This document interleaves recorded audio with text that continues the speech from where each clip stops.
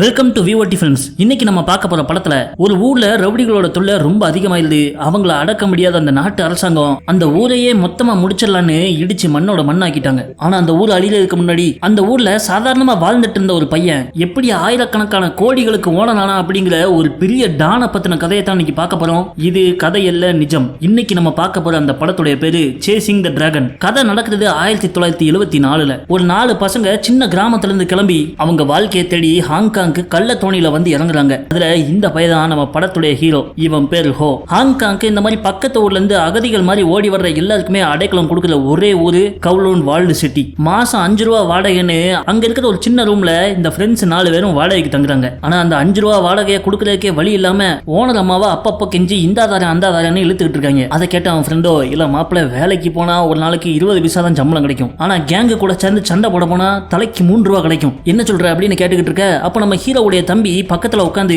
அண்ணே அப்ப நான் ஸ்கூல் ஃபீஸ் கட்ட காசு இல்லையானே அப்படின்னு கேட்கவும் நம்ம ஹீரோ அவன் சேர்த்து வச்சிருந்த பணத்தை தன் தம்பி கையில கொடுத்தான். ஹாங்காங் நகரத்துடைய இன்னொரு முனையை காமிக்காங்க. அங்க கார்ல வந்து இறங்குறான் ஒரு போலீஸ் ஆபீசர். இவன் பேர் ராக். அவருக்கு அசிஸ்டண்டா கூடயே சுத்துற ஒரு நம்பிக்கையான ஆளுதான் அண்ணாச்சி கம்பளி பூச்சி. இவங்க 2 பேரும் எங்க வந்திருக்காங்கன்னா, நம்ம ஆபீசர் ராக்கோட சீனியர் ஒரு டிஐஜி ஒருத்தர் இருக்காரு, அவருடைய பிறந்த நாள் பார்ட்டிக்கு வந்திருக்காங்க.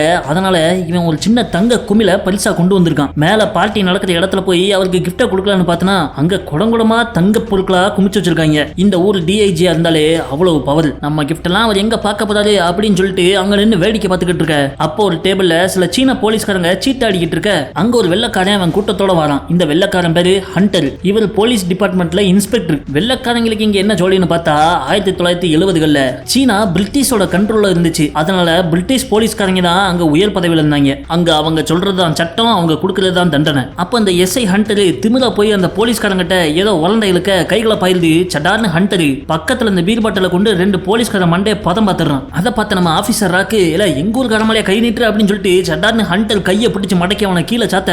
அதை பார்த்து பதறி அடிச்சு ஓடி வந்த டிஐஜி மொட்டை பலார்னு நம்ம ராக்கு கண்ணத்திலே ஒன்னு போட்டுதல். என்ன தைரியம் இருந்தா எஸ்ஐயா இருக்கு, நீ ஒரு இன்ஸ்பெக்டர் கையை பிடிச்சிருப்ப அப்படின்னு சொல்லிட்டு அவனை அவமானப்படுத்திட.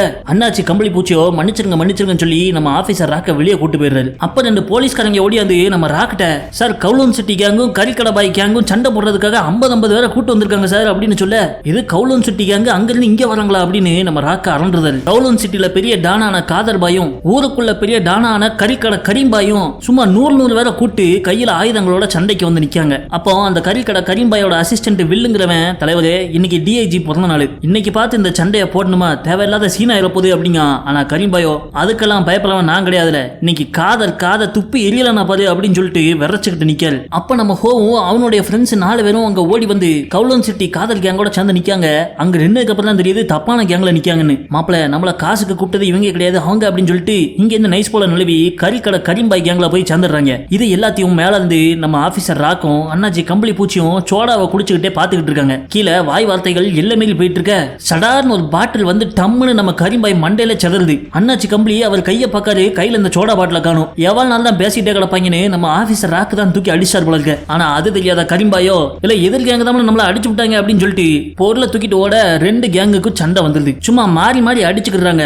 அந்த கூட்டத்துக்குள்ள நம்ம ஹீரோ ஹோவோ ரொம்ப திறமையா சண்டை போட்டு எதிரில் வர்ற எல்லாவனையும் அடிச்சு சாத்துறான். இதை மேல இருந்து ஆபீசர் ராக்கு கவனிச்சிடுறாரு. என்ன இவன் மட்டும் ஒரு தினுசா சண்டை போடுறானு சொல்லிட்டு அவன் நோட்டீஸ் பண்ணிக்கிட்டு இருக்க. அப்போ திடீர்னு ரோட்டோட 2 சைட்ல இருந்தும் போலீஸ் கூட்டம் அவங்களுக்கு லாக்க போட்டுறாங்க. போலீஸ்காரங்க கண்ணீர் புகை குண்டுகளை வீசிட்டு வந்துற புகை மூட்டத்துக்குள்ள போலீஸை போட்டு முத்தி எடுத்துட்டு அவங்க ட்ரெஸ் எல்லாம் உருவி இவங்க போட்டுக்கிட்டு மாறு வேஷத்துல கூட்டத்தோட கூட்டமா கலந்துடுறாங்க. அந்த இன்ஸ்பெக்டர் ஹண்டர் பாத்துறான். யூனிஃபார்முக்கும் அவங்க காலில் போட்டுக்க சூக்கு சம்பந்தமே இல்லையா அப்படின்னு சொல்லிட்டு கத்திட்டு இவங்களை துரத்த இவங்களும் ஓட ஆரம்பிச்சிடுறாங்க. ஹண்டர் ஒரு 5 போலீஸை கூப்பிட்டு இவங்களை விரட்டி வரான். ஓடி போன நம்மளுங்களோ ஒரு பஸ்ல ஏறிடுறாங்க. ஆனா இவங்களை விரட்டி வந்த ஹண்டரும் அவன் ஆளுங்களோட பஸ்ல ஏறிடுறான். அதை பார்த்தோன்னே நம்ம ஆளுங்க சலண்டர் ஆயிடுறாங்க. ஆனா சலண்டர் ஆனதுக்கு பிறவுமே லத்திய கொண்டு வெளுவெளு விழுக்கான். கடுப்பான நம்ம ஹீரோ ஹண்டரை பிடிச்சு தள்ளி அவன் மூஞ்சில நங்கு நிமிச்சு அவன் லத்திய பிடிங்கி ஹண்டருக்கு அடிய போட ஆரம்பிச்சிடறான். அப்போ ஆபீசர் ராக்கு அவர் ஆளுகளோட உள்ள வந்துட துப்பாக்கிய காமிச்சு நம்ம ஹீரோவை பிடிச்சிடறாங்க. அடுத்த நாள் காலையில நம்ம ஆபீசர் ராக்கு அவர் அசிஸ்டன்ட் அண்ணாச்சி கம்பளி பூச்சி கூட நின்று பேசிக்கிட்டு இருக்க.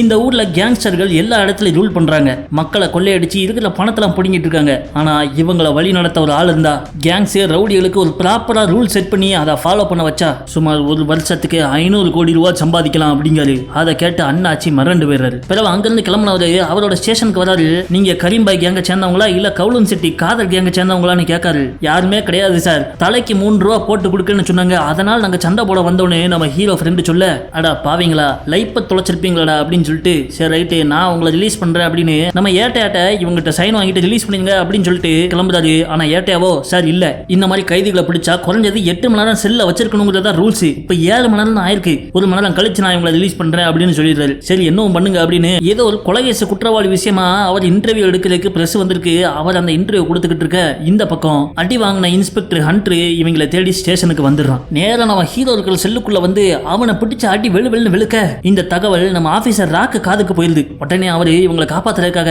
மொத்த பிரஸ்காரங்களையும் ஸ்டேஷனுக்கு அனுப்பி விட்டுறாரு. வெள்ளக்கார போலீஸ் சீனக்காரங்களை பிடிச்சி அடிச்சு அராஜகம் பண்றத அந்த பிரஸ் எல்லாம் போட்டோ எடுக்க ஆரம்பிச்சிடறாங்க. அதை பார்த்த உடனே ஹண்டர் விளவலத்து போய் வெளியே ஓடி வந்து அவங்களை நிப்பாட்ட, அப்ப எதேச்சும் அங்க வர்ற மாதிரி வந்த ஆபீசர் ராக்கு அந்த பிரஸ்காரங்களெல்லாம் பார்த்து என்னவே பண்றீங்க, எடுத்த போட்டோவெல்லாம் டெலீட் பண்ணுங்க அப்படின்னு சொல்லி நம்ம இன்ஸ் ஹண்டர் முன்னாடி சீனை போட்டு, சார் நீங்க போங்க சார் நான் பாத்துக்கிறேன்னு அவரை அனுப்பி விடுறான். அதை பார்த்து வெளியான ஹண்டரோ, நீ என்ன பண்றேன்னு எனக்கு தெரியாம இருக்கு, ஒரு நாள் நீ என் சிக்குவடை அப்படின்னு சொல்லிட்டு அவன் கேங்க கூப்பிட்டு கிளம்பிடுறான். பிறகு நம்ம ஆபீசர் ராக்கும் ஏட்டையாவும் ஓடி வந்து பார்க்காங்க. நம்ம ஹீரோ ரத்தம் வடிய அங்க கீழே படுத்து கிடக்கான். அதை பார்த்து கடுப்பானவர் ஏட்டையாவை பார்த்து, நான் சொன்ன பேவே இவங்களை ரிலீஸ் பண்ணி தான் நடந்திருக்குமா அப்படின்னு கேட்க, அவரோ ரூல்ஸ்னா ரூல்ஸ் தான் சார் அப்படிங்கிறாரு. பிறகு மயங்கி கிடந்த நம்ம ஹீரோவை கொண்டு போய் ஹாஸ்பிட்டல்ல சேர்த்துறாங்க. கண்ணு முழிச்சு பார்த்தா அங்க அவனுடைய நண்பர்கள் 3 பேரும் வந்து நிக்காங்க.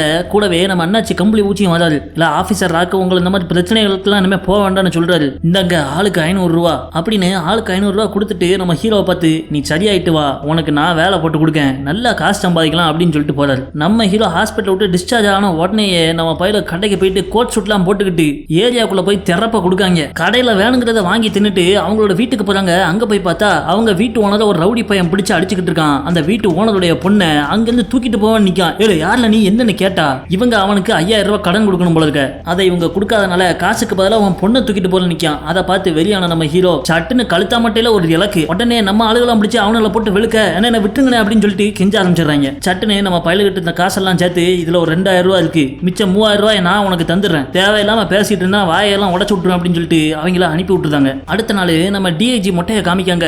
ஒரு பெரிய வீட்டு பார்ட்டில அவர் கலந்துருக்க. அப்ப நம்ம ஆபீசர் ராக் அங்க வராரு. இந்த பையன் எங்க இங்க வந்தான்னு சொல்லிட்டு அவரை பிடிச்சி, இல்ல உனக்கு இங்க நல்ல வேலை அப்படின்னு கேட்காரு. என்ன இங்க இன்வைட் பண்ணாங்க அதனால வந்திருக்கேன் சார் அப்படிங்க. இல்ல சார் சவு இந்த ஊர்ல எவ்வளவு பெரிய பிசினஸ் மேனு, அவரோட வீட்டு பார்ட்டிக்கு ஒன்ன இன்வைட் பண்ணாங்களா அப்படின்னு இவர் நக்கலை சிரிக்க, அப்போ அந்த பிசினஸ் மேன் சவு அவருடைய பொண்ணோட சேர்ந்து அங்க ஸ்டேஜ்ல வந்து நிக்காரு. ஊர்ல இருக்கிற எல்லா பணக்காரங்க முன்னாடியும் நின்று, இந்த விழாவில் ஒரு சந்தோஷமான விஷயத்தை உங்ககிட்ட பகிர போறேன், என் பொண்ணை கல்யாணம் பண்ண போற ஒரு பிரைட்டான யங் மேன் எஸ்ஐ ராக் அப்படின்னு சொல்லிட்டு அவரை மேல கூப்பிடவும் அதை பார்த்த மொட்டை மண்டையெல்லாம் வெந்துருது. அடுத்த ஒரு சில மாதங்கள்லயே நம்ம ஆபீசர் ராக்கு மொட்டை டிஐஜி இடத்துக்கே வந்துடுறாரு. மொட்டையை டிமோட் பண்ணி எஸ்ஐ ஆக்கிடுறாங்க. இப்படியே வாழ்க்கை ஓடிக்கிட்டு இருக்க ஒரு நாள் நம்ம ஹீரோ பரபரன்னு ஓடி வந்து ஒரு இடத்துக்குள்ள போடுறான். அங்க உள்ள அடியாட்களை அவனை தடுத்து நிப்பாட்டுறாங்க. என்ன உள்ள விடுங்க, நான் சப்பி அண்ணனை பார்க்க வந்திருக்கேன் அப்படின்னு சொல்ல, இவனை விட மாட்டுக்காங்க. அப்ப உள்ள உட்கார்ந்து அந்த ரவுடி சப்பி அவனை உள்ள விடுறே அப்படிங்காரு. இந்த சப்பி அண்ணன் அந்த ஏரியால ஒரு பெரிய கை போல இருக்க. அவர்கிட்ட வேலைக்கு சேர்ந்த நம்ம ஹீரோவுடைய ஃப்ரெண்டு அவர்கிட்டயே திருடிட்டான் போல இருக்க. அதனால அவனை கட்டி போட்டு அடி வெளுத்துக்கிட்டு இருக்காங்க. அவனை காப்பாத்துறதுக்காக தான் நம்ம ஹீரோ வந்திருக்காப்ல. அண்ணன் தெரியாதனமா ஏதோ தப்பு பண்ணிட்டான், அவனை மன்னிச்சு விட்டுருங்க அப்படின்னு கேட்க, நம்ம சப்பி அண்ணனோட ரைட் ஹேண்டு பார்க்க ப்ரூஸ்லி மாதிரி இருக்கான். நம்ம ஹீரோ பக்கத்துல நின்று முறைக்கான். அப்ப சப்பி அண்ணன், என் கேங்ல வேலை செய்யறதுக்கு சில ஆட்கள் தேவை, நீ நல்லா சண்டை போடுன்னு கேள்விப்பட்டனே, அது உண்மையா இல்ல புல்டாவா அப்படின்னு கேட்காரு. அப்ப பக்கத்துல புருஸ்லி வேற ஒரு மாதிரி முறைச்சுக்கிட்டே இருக்க, டங்குன்னு அவன் மூக்கிலே முட்டுன நம்ம ஹீரோ அவனை பிடிச்சு அடிக்க ஆரம்பிச்சிடறான். ரோசாக்கார புருஸ்லியும் திரும்ப அடிக்க 2 பேரும் மாறி மாறி அடிச்சுக்கிட்டாங்க. அதை நம்ம சப்பி அண்ணனும் ஆறாவாரமா ரசிச்சிட்டு இருக்காரு. அதை பார்த்த நம்ம ஹீரோ அந்த புருஸ்லியை கீழே தள்ளி விடுற மாதிரி சப்பி அண்ணனையும் சேர்த்து தள்ளி இவனை குத்துற மாதிரியே சைட்ல அவர் முஞ்சில 2 குத்த போட்டுருந்தான். அலறி போன சப்பி அண்ணன் சண்டையை நிப்பாட்டிடுறாரு. உடனே நம்ம ஹீரோ, என்னன்னு நான் ப்ரூவ் பண்ணது போதுமா அப்படின்னு கேட்க, இன்னையில இருந்து நீ எனக்கு தாமல வேலை பார்க்க, உனக்கு எவ்வளவு குட்டிகள் வேணாலும் தரேன், எவ்வளவு பணம் கேட்டாலும் தரேன் அப்படின்னு சொல்ல, எனக்கு குட்டி எல்லாம் வேண்டாம், என் கையில இப்போ 3000 ரூபாய் தாங்க அப்படிங்க. எதுக்குல உனக்கு 3000 அப்படின்னு கேட்டா, இன்னைக்கு நீங்க எனக்கு 3000 கொடுத்தா நாளைக்கு உங்களுக்கு அதை 3 கோடியா மாத்தி காமிக்கிறேன் அப்படின்னு சொல்லவும், யோசிக்காம சட்டுன்னு அவர் பாக்கெட்ல இருந்து ஒரு 3000 ரூபாயை நம்ம ஹீரோ கையில கொடுத்துறாரு. ஆனா ஒண்ணு ஞாபகம் வச்சுக்கோ, உன் ஃப்ரெண்டு மாதிரி நீ எனக்கே துரோகம் பண்ணா உன் காலை உடச்சிருவேன் அப்படின்னு மிரட்டுறாரு. அதெல்லாம் பண்ண மாட்டேன்னு அப்படின்னு காசை வாங்கிட்டு நம்ம ஹீரோ வந்துடுறான். உடனே அவன் ஃப்ரெண்டை கூப்பிட்டு இந்த 3000 ரூபாயை கொண்டு போய் நம்ம வீட்டு ஓனர் நம்ம கடன் வாங்கியிருக்காங்களே அவன் கையில கொடுத்து செட்டில் பண்ணிட்டு வந்து கொடுத்து விட்டுருதான். அப்படியே சில மாதங்கள் உருண்டு உழுது ஒரு 10 பேரை கூட சேர்த்துக்கிட்டு கவுலன் சிட்டிக்குள்ள கஞ்சா விற்கிறது அப்படி இப்படின்னு இவர் தொழில் ஆரம்பிச்சு அப்படியே வளர்ந்துட்டு இருக்காப்ல. அப்போ ஒரு நாள் ஒருத்தன் தெருமுனையில உட்காந்து வித்துக்கிட்டு இருக்கான். அங்க நம்ம ஹீரோவோட தம்பி போய் எனக்கு ஒரு ஜாயிண்ட் கிடைக்குமான்னு கேட்கான். நம்ம ஹீரோ பார்த்துறான். உடனே ஓடி போய் அதை புடுங்கினவன், இவனுக்கு எவனுமே கஞ்சா விற்க கூடாது அப்படின்னு சொல்லிட்டு அவன் தம்பியை பிடிச்சி, இனிமேல் உன்னை தெருவில் பார்த்தேன் காலை உடச்சிருவான்னு சொல்லிட்டு தம்பியை மிரட்டி அனுப்பி விட்டுறாரு. கரெக்டா அப்போ அங்க வந்த ஆபீசர் ராக் அதை பார்த்துறாரு. உடனே நம்ம ஹீரோ, நான் ஹாஸ்பிட்டல் இருந்தப்போ கூட அண்ணாச்சி கம்பளி பூச்சி மூலமா ஆளுக்கு 500 ரூபாய் கொடுத்து விட்டீங்க, கொடுத்தீங்களே இந்தாங்க அதை திரும்ப கொடுக்கன்னு சொல்லிட்டு காசை கொடுக்கான். அதை வாங்காத ஆபீசர் ராக்கோ இந்த பணத்தை நீயே வச்சுக்கோ, ஆனா எனக்கு நீ எப்ப தேவைப்படுறியோ அப்ப நான் கூப்பிட்டு அனுப்புறேன், அப்ப எனக்காக வந்து நில்லு அப்படின்னு சொல்ல உங்களுக்கு இல்லாதானே அப்படின்னு சொல்லிட்டு நம்ம ஹீரோவும் கை குலுக்கிட்டு போயிடும். அன்னைக்கு நைட்டு அண்ணன் சப்பி அவர் இடத்துல பெரிய பார்ட்டி வச்சிருக்காரு போல இருக்க. பொண்ணுகளை எல்லாம் கூப்பிட்டு ஒரே ஆட்டம் பாட்டம் கூத்தாட்டம் இருக்க. நம்ம ஹீரோவும் அவர் கூட உட்காந்து சரக்கு அடிச்சுக்கிட்டு இருக்கான். அப்ப அவன் எங்கேயோ கிளம்பி போவ எங்களை போற பார்ட்டி ஃபுல்லா இருந்துட்டு போன அண்ணன் சப்பி சொல்றாரு. ஆனா ஹீரோவோ எங்க ஊர்ல இருந்து என் மனைவியும் பையனும் கள்ளத்தோணியில வந்துட்டு இருக்காங்க, அவங்கள ஹார்பர்ல போய் பிக்கப் பண்ணோன்னு நான் போயிட்டு நாளைக்கு வரேன் வரட்டுமானே அப்படின்னு சொல்லிட்டு அங்க இருந்து கிளம்பி போறான். அப்போ அந்த கள்ளத்தோணியை காமிக்காங்க. நைட்டு கடலுக்குள்ள அரமில்லாம வந்துகிட்டு இருக்க. அப்போ ரோந்து சுத்திக்கிட்டு இருந்த பிரிட்டிஷ் கடற்படை போலீஸ்காரங்க என்ன தனியா நைட் ஒரு போட்டு வருதுன்னு அதை செக் பண்ண வந்துடுறாங்க. உடனே உள்ள இருந்த அகதிகள் எல்லாத்தையும் தண்ணிக்குள்ள தூக்கி வீசி அந்த போட்டோட கட்டையை பிடிச்சிட்டு கொஞ்ச நேரம் மிதந்துட்டு இருக்க சொல்லிடுறாங்க. ஆனா நம்ம ஹீரோவோட பையனால தண்ணியில ரொம்ப நேரம் இருக்க முடியல. ஏன்னா காப்பாத்துங்கன்னு அவன் கதற இவனை சத்தம் போடாம இருக்க அந்த போட்டுக்காரன் துடுப்பு வச்சு இந்த பையனை தண்ணிக்குள்ள முக்குறான். அடியோட வழியில அவங்க இன்னும் கொஞ்சம் கத்த அந்த போட்டுக்காரன் இந்த அம்மாவையும் பையனையும் அந்த துடுப்பு வச்சு தண்ணிக்குள்ள முக்கிய சாவடிச்சிடறான். இங்க நம்ம ஹீரோவோ தன்னுடைய மனைவியும் பையனையும் பல வருஷம் கழிச்சு பார்க்க போறாங்கிற சந்தோஷத்துல ஃப்ரெண்ட்ஸுகளோட ஜாலியா கார்ல வந்து இறங்குறான். வந்து பார்த்தா அவங்க ரெண்டு பேரும் உடம்பு புணமா கிடக்கு. அதை பார்த்து அப்படியே மனசுடைஞ்சு போயிடுறான். கொஞ்ச நாள் கழிச்சு ஒரு ஹோட்டலை காமிக்காங்க. அங்க நம்ம ஆபீசர் ராக்கும் அண்ணாச்சி கம்பளி பூச்சியும் உட்காந்து பேசிக்கிட்டு இருக்காங்க. இந்த கறிக்கடை கரிம்பாயும் கவுலன் சிட்டி காதலும் ஆரம்பிச்ச சண்டை இப்ப ரொம்ப மோசமா போய்கிட்டு இருக்கு. ஊர்ல தினம் கொலை நடந்துகிட்டு இருக்கு. இதுக்கு எப்படியாவது ஒரு முற்றுப்புள்ளி வைக்கணும் அப்படிங்க அதுக்கு ஒரு ஐடியா பண்றாங்க. பெரிய ரவுடியான கறிக்கடை கரிம்பாய் அடிக்கடி சொக்கனாந்தருக்கு போய் ரம்மி விளையாடுவார் போல இருக்கு. அவர் எப்பப்பெல்லாம் ரம்மி விளையாட போறாரோ அப்பப்பெல்லாம் அவர் அசிஸ்டன்ட் வில்லு அவர் மனைவியை போட்டு கும்மி எடுத்துட்டு இருக்கான். அப்போ போலீஸ்காரங்க உள்ள புந்து போட்டோ எடுத்துறாங்க. இல்ல வில்லு கரிம்பாய்ட்டு இந்த போட்டோவை காமிச்சா நாளைக்கு கறிக்கடையில ஓன் தொட பீசாமல தொங்குவோம் அப்படின்னு சொல்ல சார் நீங்க என்ன சொன்னாலும் நான் பண்றேன் சார் என்ன விட்டுருங்க சார் அப்படிங்க. உடனே அவனையும் அவன் செட்டப்பையும் வச்சு கரிம்பாய் சாப்பாட்டுல விஷத்தை கலந்து அவரை சோழியை முடிச்சு விட்டுறாங்க. கரிம்பாயை முடிச்சாச்சு. இப்ப காதர் பாயை போடணும். ஆனா காதர் பாய் கரி மாதிரி சாதாரண ஆள் கிடையாது. கவுலன் சிட்டியே தன்னுடைய கட்டுக்குள்ள வச்சிருக்கிற மாஸ்டர் டேனோட மருமவன். அவன் மேல கை வச்சா கவுலன் சிட்டியை பத்திக்கிட்டு எரியும் அப்படின்னு நம்ம அண்ணாச்சி சொல்றாப்ல. அதை கேட்ட ராக்கோ நான் போய் மாஸ்டர் டேனை ஒரு வாட்டி நேர்ல பாத்துட்டு வரேங்க. அப்ப அண்ணாச்சி நம்ம ஹோவையும் அவன் பயிர்களையும் வச்சு காதலை முடிச்சிடலாமா அப்படின்னு கேட்காரு. அதை கேட்ட ராக்கோ அவன் வேண்டாம் அண்ணாச்சி, அவன் பாவம் தன்னுடைய மனைவியும் பையனும் இழந்ததுக்கு அப்புறம் இத்தனை நாளா வீட்டை விட்டு கூட வெளியே வராம சரக்க போட்டு அப்படியே கிடக்கான். அவனை கொஞ்ச நாள் தனியாவே விட்டுருவாங்க. அடுத்த நாளே நம்ம ஆபீசர் ராக்கோ கவுலன் சிட்டிக்குள்ள போய் மாஸ்டர் டேனை பாக்குறதுக்கு தயாராயிட்டு இருக்காரு. அப்ப அண்ணாச்சி கம்பளி பூச்சி ஒரு புல்லட் ப்ரூஃப் இரும்பு தகடு எடுத்து நம்ம ஆபீசர் ராக் மேல கட்டி விடுறாரு. போதாதைக்கு அவருக்கு 2 துப்பாக்கியும் கொடுத்து விடுறாரு. ஒரு துப்பாக்கி தற்காப்புக்கு, இன்னொன்னு பிளேர் கன்னு. உள்ள ஏதாவது பிரச்சனை ஆச்சுன்னா பிளேர் கன் எடுத்து மேல பார்க்க சுடுங்க. அந்த சிக்னலை பார்த்த உடனே நான் ஆளுங்களை கூப்பிட்டு உள்ள பூந்துடுறேன் அப்படின்னு சொல்லிட்டு எல்லாரும் அங்கிருந்து கிளம்புறாங்க. அண்ணாச்சியும் அந்த போலீஸ்காரங்களையும் ஊர் வாசல்ல நிப்பாட்டிட்டு இவரு ஒரு 2 பேரை மட்டும் கூட்டிட்டு மாஸ்டர் டேனை பாக்குறதுக்காக உள்ள போறாரு. அதே நேரம் கவுலன் சிட்டிக்குள்ள நம்ம ஹீரோட்ட அவனுடைய ஃப்ரெண்டு வந்து தகவலை சொல்றான். ஒரு பக்கம் காதர் பாய் அவருடைய ஆளுகள் எல்லாம் மூணந்தரம் முக்குல சேர்த்து வச்சிருக்கான். இன்னொரு பக்கம் அண்ணன் சப்பி அவனுடைய ஆட்களை சேர்த்துட்டு ரெடியா இருக்கான். ஆபீசர் ராக் உயிருக்கு ஆபத்துன்னு நினைக்கிறேன் அப்படின்னு சொல்ல நம்ம ஹீரோ அவரை காப்பாற்ற முடிவு பண்றான். ஏன்னா அவர் நம்ம ஹீரோவோட உயிரை காப்பாத்தினவர். இங்க ஆபீசர் ராக்கு அவர் அசிஸ்டன்ட்களோட உள்ள நடந்து வந்துகிட்டு இருக்க ஊர் மத்தியில வரவும் சடார்னு மாஸ்டர் டேனோட ஆளுங்கெல்லாம் அவருக்கு ரவுண்டா போட்டுருந்தாங்க. அப்ப மேல மாடியில இருந்து சவுண்ட் விட்ட மாஸ்டர் டேனோ என்ன ராக்கு நீ கொடுத்து விட்ட டீ தூள்லாம் ரொம்ப நல்லா இருந்துச்சு அப்படின்னு சொல்றாரு. பார்த்தா இவரு டீ தூள் பேக்ல தங்க பிஸ்கட்டுகளை போட்டு கொடுத்து விட்டுருக்காரு போல இருக்க. மாஸ்டர் உங்களுக்கு வேணா நான் இன்னமும் தரேன் அப்படின்னு சொல்ல மேல வாடா என் சிங்கக்குட்டி அப்படின்னு ராக்க பேசுறதுக்காக அவர் வீட்டுக்குள்ள கூப்பிடுறாரு. உள்ள மாஸ்டர் டேனு அவருடைய ரைட் ஹேண்டுகள் லெஃப்ட் ஹேண்டுகள் எல்லாம் உட்கார வச்சு அங்க ஆபீசர் ராக்கையும் உட்கார வைக்க சொல்லுங்க உங்களுக்கு என்ன வேணும்னு கேட்காரு. அப்ப மாஸ்டர் டேனு மருமவனான காதர் பாயோ மாமா இந்த போலீஸ்காரங்க தொல்லை தாங்க முடியல, ஆபீசர் ராக்கு நம்மகிட்ட ரொம்ப பிரச்சனை பண்றான் அப்படின்னு சொல்லவும் கடுப்பான மாஸ்டர் டேனோ வாய முடியல உன்னாலதான் எல்லா பிரச்சனையும் கீழே முட்டங்கள் போடல அப்படின்னு சொல்லவுமே காதர் பாய் வேற வழி இல்லாம அங்க முட்டங்கள் போடுறான். அவனுக்கு பெருத்த அவமானமா இல்லை. நம்ம கவுலன் சிட்டி கேங்கு வெளியே உள்ள எந்த கேங்கு கூடயும் சண்டை வச்சுக்க கூடாதுங்க தான் ரூல்ஸ். தேவையில்லாம அந்த கரிம்பாய் கூட சண்டை போட்டு இப்ப எங்க வந்து நிக்கிறது அப்படின்னு அவனை பிடிச்சி ஏசினவரு அங்க இருக்கிற மத்த தலைகள்கிட்ட இனிமேல் இந்த கவுலன் சிட்டியோட தலைவரை மாத்திர வேண்டிதான், இவன் சரிபட்டு வர மாட்டான் அப்படின்னு சொல்லிட்டு இருக்க வெறியான காதலில் சட்டார்னு எந்திரிச்சு மாஸ்டர் டேனை மண்டையில சுட்டு ஒன்றுதான். அடுத்தாப்புல காதல் நேரா நம்ம ராக்க பட்டு பட்டு நெஞ்சிலே சுட்டு தள்ளிடுறான். நம்ம ராக்க கூட வந்த மத்த போலீஸ்காரங்களையும் அவன் சுட்டுதான். நல்ல வேலைக்கு நம்ம அண்ணாச்சி போட்டு விட்ட இரும்பு தகடு ராக்க உயிரை காப்பாத்திடுது. இவர் எந்திரிச்சு ஓடுறாரு. காதர் பாயோட ஆட்கள் அவரை துரத்திக்கிட்டு ஓடுறாங்க. ஒரு கட்டத்துல துப்பாக்கி குண்டும் காலியாயிர அவர் பாக்கெட்ல இருந்த பிளேர் கன்னும் வெளியே விழுந்துருது. சிக்னல் கொடுக்கறதுக்கு அதை எடுக்கலான்னு போறப்போ அதுக்குள்ளேயும் காதர் பாய் ஆட்கள் கூடி வந்துடுறாங்க. மண்டையில அடி அடி வாங்கி ரத்தம் வழிய இவர் ஓட முடியாம ஓடிக்கிட்டு இருக்க சடார்னு ஒரு கடை முன்னாடி போறப்போ யாரோ இவரை கடைக்குள்ள இழுத்து கதவை பூட்டிடுறாங்க. யாருன்னு பார்த்தா நம்ம ஹீரோ தான். அவரை கை தாங்களா அங்கிருந்து கூட்டு போவ காதர் பாயோட ஆளுங்க அதை பாத்துடுறாங்க. அவங்க விரட்டி வராங்க. அப்ப நம்ம ஹீரோ ஒருத்தனுக்கு ஒரு மிதியை கொடுக்கும். பறந்து போய் அங்க இருக்கிற வெடி கடைக்குள்ள விழுந்துடுறான். அங்க தீப்பத்தி எரிய சர்ரு சர்ருன்னு ராக்க ராக்கெட்லாம் மேல போய் வெடிக்க ஆரம்பிச்சிருது.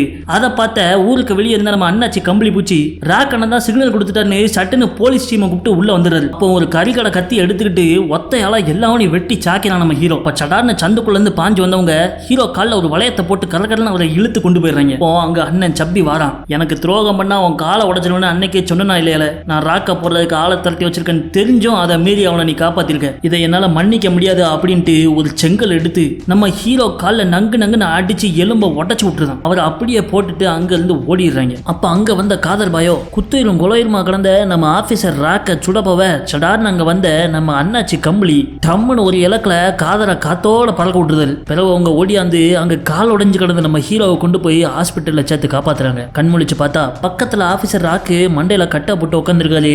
இவனுக்கு காலில் கட்ட போட்டு அந்தளத்துல தொங்க விட்டாங்க. இன்னும் வாழ்க்கைக்கும் இவனால இந்த காலை ஒழுங்கா பயன்படுத்த முடியாது. ஆபீசர் ராக்கு அவனுக்கு தைரியம் சொல்லிட்டு போறாரு. அடுத்த நாள் நம்ம அண்ணாச்சி கம்பளி பூச்சி அண்ணன் சப்பியை தேடி பிடிச்சி கடத்தி ஒரு குடோனுக்கு கொண்டு வந்து படுக்க போட்டு காலே லத்திய கொண்டு வெளுக்காரு. நம்ம ஹீரோவோடைய காலை உடைச்சதுக்கு இவனுக்கு பனிஷ்மெண்டா கொந்த மர கொட்டையை அரைச்சி பால்ல கலந்து அவன் வாயில ஊத்தி விட்டு அவனை கட்டி போட்டு போயிடுறாங்க.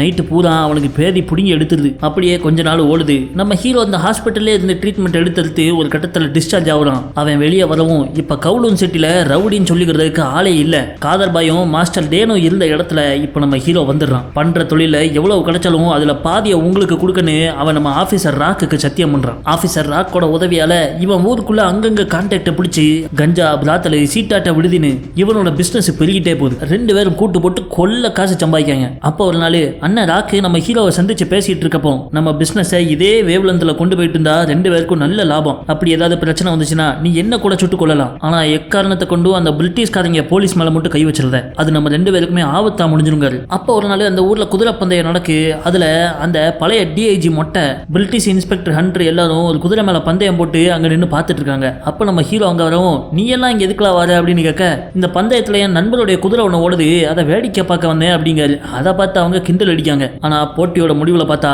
நம்ம ஹீரோ நண்பரோட குதிரைன்னு எதை சொன்னாரோ அதுதான் வின் பண்ணுது. அதை பார்த்து மொட்டை கடுப்பாய் போவ. அப்ப நம்ம ஹீரோ வந்து உன் குதிரையை ஜெயிக்க வைக்க நீ இந்த ரேஸ்ல உள்ள 9 பேருக்கும் லஞ்சம் கொடுத்த, ஆனா நான் உன்னோட குதிரைக்காரன் ஒருத்தனுக்கு மட்டும் தான் லஞ்சம் கொடுத்தேன், ஏன்ட்ட வச்சுக்கிடாத மொட்டையை பிளந்துருவேன் அப்படின்னு சொல்லிட்டு நம்ம ஹீரோ கப்பை வாங்கிட்டு அங்கிருந்து போயிடுறான். இது நம்ம மொட்டை டிஐஜிக்கும் இன்ஸ்பெக்டர் ஹண்டருக்கும் பெருத்த அவமானம் ஆயிடுது. அடுத்த நாளே நம்ம மொட்டை டிஐஜி இன்ஸ்பெக்டர் ஹண்டர் ரெண்டு பேரும் சேர்ந்து நம்ம ஹீரோவை எப்படியாவது பழி வாங்கணும்னு ஜெயில இருக்கிற அந்த ரவுடியான அண்ணன் சப்பியை போய் மீட் பண்றாங்க. அடுத்து கொஞ்ச நாள்ல நம்ம ஆபீசர் ராக்கு இருந்த பொசிஷன்ல இருந்து இன்னொரு ப்ரமோஷன் கிடைச்சது. அதை கொண்டாட அவர் நம்ம ஹீரோ கரீம்பாய்க்கு ரைட் ஹேண்டர் இருந்த வில்லு எல்லாரையும் அவர் வீட்டுக்கு கூப்பிட்டு விடுறாரு. ஏன்னா இப்போ வில்லும் ஹீரோவும் தான் அந்த ஊர்ல இருக்கிற ரெண்டு மிகப்பெரிய டான்கள். அங்க இவங்க ரெண்டு பேர் தவிர மூணாவதா ஒரு பொண்ணு ஒருத்தி இருக்கா. அவ பேரு ரோசாமா. தாய்வான் தாய்லாந்து நாடுகள்ல நம்ம ஆபீசர் ராக்கோட பிசினஸ் இவ தான் பாத்துக்கலாம். அப்ப ஆபீசர் ராக்கு நம்ம ஹீரோவை தனியா கூப்பிட்டு இன்னைக்கு எனக்கு ஒரு முக்கியமான நாள், நீ நல்லபடியா பக்குவமா இருப்பல அப்படின்னு கேட்ட, அட என்னென்ன நீங்க வேற உங்க நாளை கெடுக்கிற மாதிரி நான் எதுவும் பண்ணுவேனா அப்படிங்க. அப்ப சரி அங்க பாரு அப்படின்னு காட்டுறாரு. அங்க ரூமுக்குள்ள சப்பி அண்ணன் வரான். அவனை பார்த்த உடனே நம்ம ஹீரோவுக்குள்ள கோபம் பொத்துக்கிட்டு வருது. ஆனா ஆபீசர் ராக்கு சொன்னனால எதுவும் சொல்லாம கம்முன்னு இருக்கான். பிறகு அவங்க எல்லாரையும் சபையில ஒன்னா உட்கார வச்சு நம்ம நாட்டுக்குள்ள பிசினஸ் பெருக்கணும்னு பிரிட்டிஷ் போலீஸ்காரங்க சொல்றாங்க. அதுக்கு உங்க 2 பேரை மட்டும் வச்சு மாளாது, அதனால இன்னொரு 2 பேரையும் சேர்க்கிறேன் அப்படின்னு சொல்லி வில்லோட டெரிட்டரியில பாதியை பிரிச்சு அந்த ரோஸ் பொண்ணுக்கு கொடுக்காரு. அதை கேட்ட உடனே வில்லு கடுப்பாய் பேச, எய்தாப்ல சப்பி என்னனும் அவருக்கு 2 ஏரியா வேணும்னு பேச வில்லுக்கும் சப்பிக்கும் வாய் தகராறாயிருது. பிசினஸ் நாளா பிரிக்கிறது என்னோட ஐடியா கிடையாது, பிரிட்டிஷ் போலீஸ்காரங்களோட ஐடியா அப்படின்ட்டு நம்ம ஹீரோ பார்த்து உனக்கு அது புரியும் நினைக்கல அப்படின்னு சொல்ல, புரியுதுனே நீங்க என்ன சொன்னாலும் சரிதான் அப்படின்னு சொல்லிட்டு எல்லாருக்குமே அதுக்கு சம்மதிச்சு ஆளுக்கு ஒரு ஷாட் அடிக்காங்க. அதாவது இந்த சரக்கு ஷாட். மீட்டிங் சுமூகமா முடிஞ்சது அப்படின்னு நினைச்சா அதுதான் கிடையாது. பக்கத்துல இந்த கத்தி எடுத்து நம்ம ஹீரோ சப்பி அண்ணனோட இடது காதை பிடிச்சி இழுத்து துண்டா வெட்டி வீசிடுறாப்ல. சப்பி கதறி கதறி அழுவ நம்ம ஹீரோவோ என் காலை உடைச்சிக்கு இதாமல உனக்கு பனிஷ்மெண்ட், அண்ணன் ராக்கு மட்டும் இல்லைன்னா உன்னை இங்கே குத்தி கொண்டிருப்பேன் அப்படிங்க. நம்ம ஆபீசர் ராக்குக்கோ என்ன சொல்றதுன்னு தெரியல. இவரை நம்பி தான் எல்லாவனும் சேஃப்டியா இருக்கணும் இந்த வீட்டுக்கு மீட்டிங் வந்தாங்க. ஆனா அந்த வார்த்தையை மீறி நம்ம ஹீரோ அவன் காதை அழுத்துட்டான். அழுத்துட்டு சாரிண்ணே காலையில வேலை இருக்கு நான் சீக்கிரம் போகணும் அப்படின்னு ராக்கிட்ட சொல்லிட்டு நம்ம ஹீரோ கிளம்பி போயில அவருக்கு இந்த நடவடிக்கை சுத்தமா பிடிக்கல. அடுத்த நாள் இங்க அண்ணாச்சி கம்பளி பூச்சி காமிக்காங்க. அவரு ஆபீசர் ராக்கிட்ட ஓடி போய் ஒரு கெட்ட செய்தியை சொல்றாரு. என்னன்னா சீனா நாடு மட்டும் இல்லாம பல நாடுகளுக்கு தாய்லாந்துல இருந்து கஞ்சா சப்ளை பண்ற ஒரு பெரிய ஆர்கனைசேஷனோட தலைவர் இறந்துட்டாராம். இப்ப அந்த சிண்டிகேட்டோட புது தலைவர் வேற ஆளு. அவர்கிட்ட பிசினஸ் டீல் பேசி அக்ரிமெண்ட் போடணும். ஆனா அவர் ரொம்ப கராரான ஆளு. அவர்கிட்ட மட்டும் இவங்க டீல் போடலனா இவங்க 1000 கோடி பிசினஸ் மொத்தமும் ஒரே நாள்ல சோழி முடிஞ்சிடும். அதனால ஆபீசர் ராக்கு நம்ம ஹீரோவை கூப்பிட்டு இந்த வில்லு சப்பி இவங்கலாம் போறதுக்கு முன்னாடியே நீ போய் அவர்கிட்ட ஒரு அக்ரிமெண்ட் போட்டு வந்துரு அப்படின்னு சொல்லிட்டு இவனை தாய்லாந்துக்கு அனுப்புறாரு. தாய்லாந்து காடுகளுக்கு நடுவுல கோல்டன் ட்ரையாங்கிள்னு சொல்லப்படுற அந்த ரகசிய இடத்துல ஒளிஞ்சிருக்கிற இந்த மொத்த ட்ரக் சிண்டிகேட்டோட புது தலைவரை பார்க்க வரான். மிலிட்டரியில இருக்கிற ஒரு பெரிய தலை போல இருக்க தாய்லாந்து மிலிட்டரி ஆட்களாலேயே அங்க பாதுகாப்பு வளையத்தை போட்டு ஜம்முன்னு ஒரு ராஜாங்கத்தை நடத்திக்கிட்டு இருக்கு. நம்ம ஹீரோவும் அவனுடைய ஃப்ரெண்ட்ஸும் ஆளுக்கு கையில 2 பெட்டியை தூக்கிட்டு வராங்க. உங்களுக்கு இதை கிஃப்டா கொண்டு வந்திருக்கோம். அந்த பெட்டியை திறந்து காமிச்சா உள்ள எல்லாம் தங்க பிஸ்கட். அதை பார்க்கவும் நம்ம ஹீரோ உட்கார வச்சு அவங்க பேச்சுவார்த்தை ஆரம்பிக்க நம்ம ஹீரோ நேரா பாயிண்ட்டுக்கு வந்துடுறாரு. உங்களுக்கு முன்னாடி இந்த தலைவருக்கும் எனக்கும் உள்ள டீலு ஒரு கிலோக்கு $3500. ஆனா உங்களுக்கு நான் $400 எக்ஸ்ட்ரா போட்டு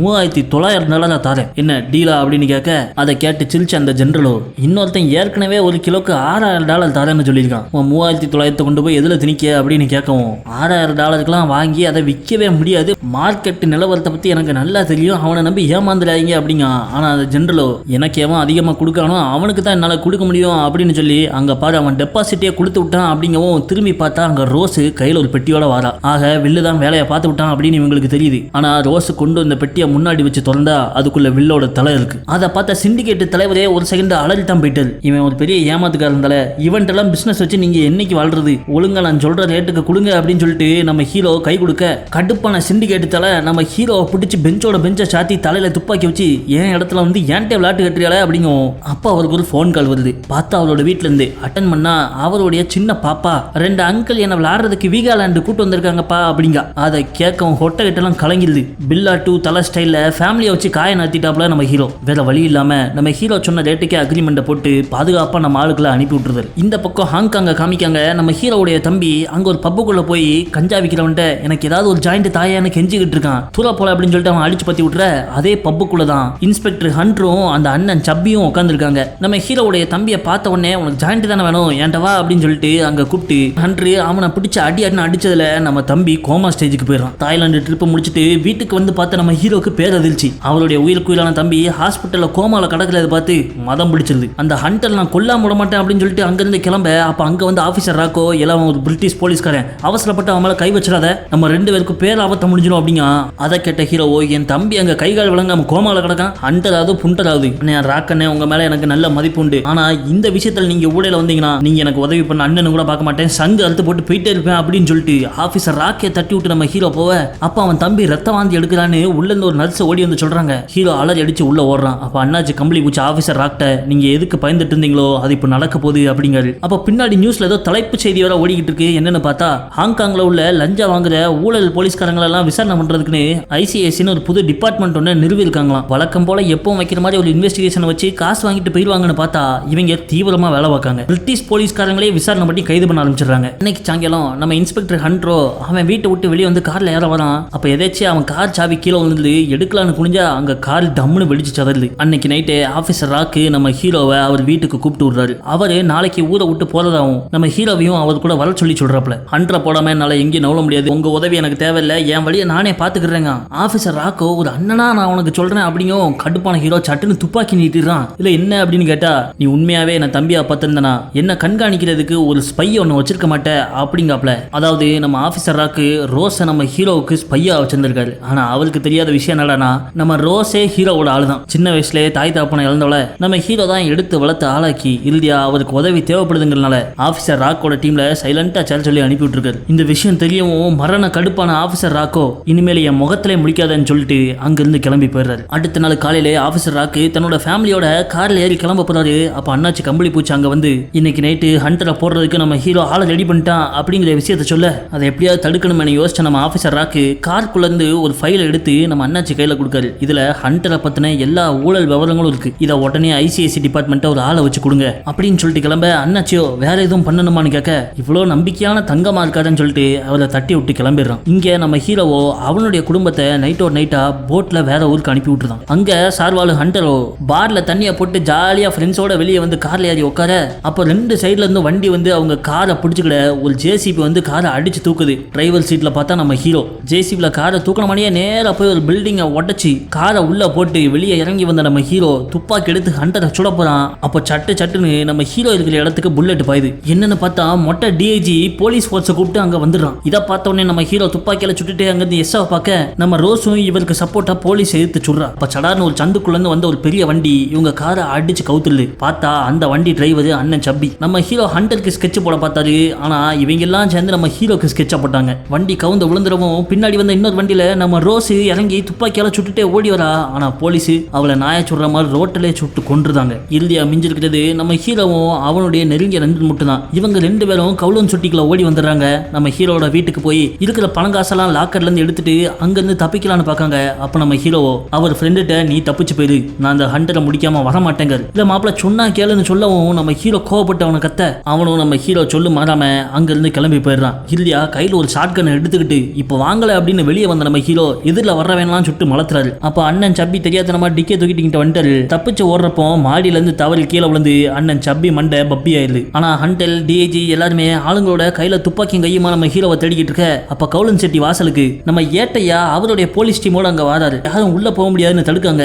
ஆனா அந்த ஏட்டையா டீமுக்கு பின்னாடி வந்து நிக்கிறது ஆபீசர் ராக். இல்ல வெண்ணையாண்டிகளா, என் ரெசிக்னேஷன் நாளைக்கு காலையில இருந்து தான் எஃபெக்ட். இப்பவும் நான் தான் இங்க ஆக்டிங் ஆபீசர், என்ன அவங்கள உள்ள விட மாட்டேன்னு சொல்றது அப்படிங்கும். அலண்டு போன அந்த போலீஸ்காரங்க அப்படியே வழி விட்டு நம்ம ஏட்டையா டீமை உள்ள விட்டுருந்தாங்க. அந்த ரூமோட இருட்டு முக்கில் ஒளிஞ்சு உட்காந்துருக்கான் மொட்டை டிஐஜி. ராக்க பார்க்கவும் சடார்னு அவன் துப்பாக்கியில சுட டப்புன்னு உள்ள வந்து அண்ணாச்சி டிஐஜி பட்டுன்னு சுட்டு கொன்னு நம்ம அண்ணன் ராக்க காப்பாத்திடுறாரு. ஆனா அப்பாவித்தனமா இவர் நெஞ்சில குண்டடி வாங்கி மலர்ந்துடுறாரு. அடுத்த ஜென்மோன்னு ஒண்ணு இருந்தா அப்பயும் உங்களுக்கே அசிஸ்டண்டா வேலை பார்க்கணும்னு ஆசைப்படுறேன் சார் அப்படின்னு சொல்லிட்டு வாய் பழந்துடுறாரு. இந்த பக்கம் நம்ம ஹண்டரும் ஹீரோவும் கையில துப்பாக்கிகளோட எதிர் முக்கள் நின்று சுட்டுக்கிட்டு இருக்க. அப்ப நம்ம ஹீரோ துப்பாக்கியில குண்டு காலியாயிருது. ஹண்டர் நம்ம ஹீரோவை கார்னர் பண்ணிடுறான். அப்ப திடீர்னு ஒருத்தன் பாஞ்சு வந்து ஹண்டரை கீழே தள்ளி அடிக்க ஆரம்பிச்சிடறான். யாருன்னு பார்த்தா எந்த நண்பன் இங்கிருந்து ஓடின்னு நம்ம ஹீரோ ஆர்டர் கொடுத்தாரோ அவன் நம்ம ஹீரோவை காப்பாத்துறதுக்காக திரும்ப வந்துட்டான். ஆனா 2 அடி அடிச்ச பிறகு குண்டடி வாங்கி அவனும் செத்துட்டான். இருந்த கடைசி கேரக்டரையும் முடிச்சாச்சு. இப்போ ஹீரோ நிலாயுதபாணி அங்க சரிஞ்சு கிடக்க ஹண்டர் அவர் சுட போறான். அப்ப சட்டுன்னு துப்பாக்கியில வார்னிங் ஷாட் கொடுத்துட்டு நம்ம ஆபீசர் ராக் அங்க வர ஹண்டர் அங்கிருந்து ஓடிடுறான். ஆனா உயிரே போனாலும் அவனை கொல்லுவேன்னு சொல்லிட்டு நம்ம ஹீரோ விரட்டி போய் ஹண்டர் தோள்பட்டில சுட்டு மலத்தில நித்தி புட்டுல அடுத்த ஷாட்டை வைக்க போதாரு. அப்ப அங்க வந்து ஆபீசர் ராக்கோ இல்ல வேண்டாம் சொன்னா கேளு, இவனை கொன்னுட்டேன்னா அவன் வாழ்க்கை அங்கேயே முடிஞ்சிடும், பிரிட்டிஷ்காரங்க இதை சும்மா விட மாட்டாங்க அப்படின்னு சொல்லிட்டு எவ்வளவோ புரிய வைக்க பார்க்கறாரு. அப்ப அவர் பக்கத்துல வந்த ஹீரோ நீ உண்மையிலே ஒரு நல்ல பிரதர் அப்படின்னு சொல்லிட்டு சட்டுன்னு ஹண்டரை போட்டு தள்ளிடுறான். இவ்வளவு சொல்லியும் கேட்காம போயிட்டானு நொந்து போன நம்ம ஆபீசர் ராக்கோ சடார்னு அவர் துப்பாக்கியால அவர் கையை சுட்டுட்டு கைரேகை அழிச்சு அந்த துப்பாக்கியை கொண்டு போய் ஹண்டர் கையில வச்சிடறாரு. ஹண்டர் இவர் சுட்டமணிக்கும். அதனால இவர் திரும்ப ஹண்டர் சுட்டு கொண்டுட்டு தான் தன்னைத்தானே தியாகம் பண்ணிட்டு நம்ம ஹீரோவை காப்பாத்துறாரு. அங்க வந்த ஏட்டையாட்டியுமே நம்ம ஹீரோவை அரெஸ்ட் பண்ணி அங்கிருந்து தூக்கிட்டு போயிடுறாங்க. அன்னைக்கு ஊரை விட்டு தப்பிச்சு போனவர் தான். அதுக்கப்புறம் ஆபீசர் ராக்கு ஹாங்காங்குள்ள அவர் வாழ்க்கையில திரும்ப காலடியே எடுத்து வைக்கல. சுமார் 20 வருஷம் கழிச்சு நம்ம ஹீரோவை ஜெயில இருந்து ரிலீஸ் பண்ணிருக்காங்க. ஆனா வெளியே வந்த 2 வாரத்திலேயே லிவர் கேன்சர்னால தலைவர் மண்டைய போட்டார். அத்தோட இந்த படம் முடிஞ்சிருது. இந்த நிஜ சம்பவத்தை பேஸ் பண்ணி எழுத்த கதையை பத்தி நீங்க என்ன நினைக்கீங்க? இந்த படத்திலே உங்க மனசை தொட்ட கேரக்டர் யாரு அப்படிங்கறத கமெண்ட்ஸ்ல சொல்லுங்க. வீடியோ பார்த்ததுக்கு நன்றி.